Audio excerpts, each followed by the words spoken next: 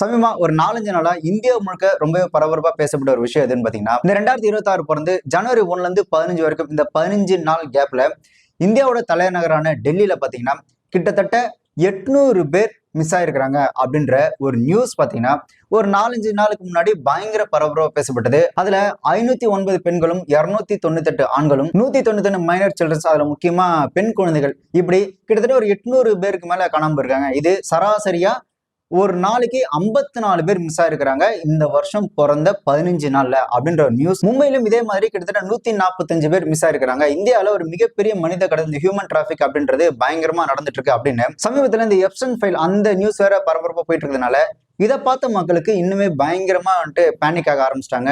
ஒரு மிகப்பெரிய ஒரு பயமுறுத்தல் இந்தியாவுக்குள்ள இருக்கிற மாதிரி கிட்டத்தட்ட ஒரு 4 நாளா பயங்கரமா நியூஸ் போயிட்டே இருந்து, அதுலயும் இந்த நியூஸ் சேனல்ஸ், இந்த யூடியூபர்ஸ், முக்கியமா இந்த இன்ஸ்டா இன்ஃபுளுன்ஸ், இவங்க எல்லாரும் பாத்தீங்கன்னா இந்த ஒரு விஷயத்த தொடர்ந்து பேசி பேசி பேசி மக்களை நிம்மதி இல்லாம ஆக்கி யாரையும் நிம்மதியா தூங்க விடல.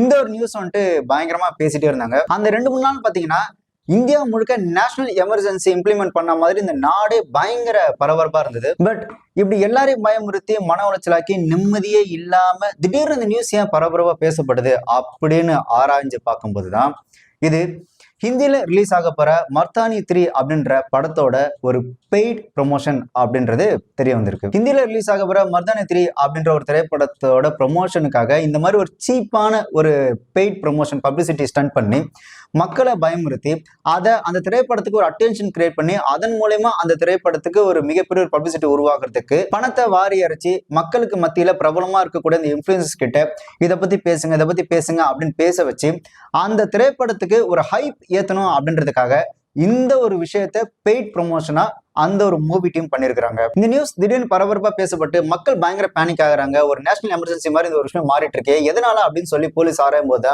அந்த திரைப்படத்தோட பிஆர் டீம் பிக் கேம்பெயின் ஒன்று பண்ணிருக்காங்க. இப்படி கேம்பெயின் பண்ணி அந்த திரைப்படத்துக்கு ஒரு ஹைப் ஏத்தணும் அப்படின்னு அந்த ஒரு திரைப்பட குழு பண்ண விஷயம் தான் அதெல்லாம். இதை டெல்லி போலீஸா இது ஒரு திரைப்படத்துக்காக டெல்லி போலீஸே இது ஒரு பெய்ட் ப்ரொமோஷனா பண்ணிட்டு இருக்காங்க அப்படின்னு அறிவிச்சிருக்காங்க.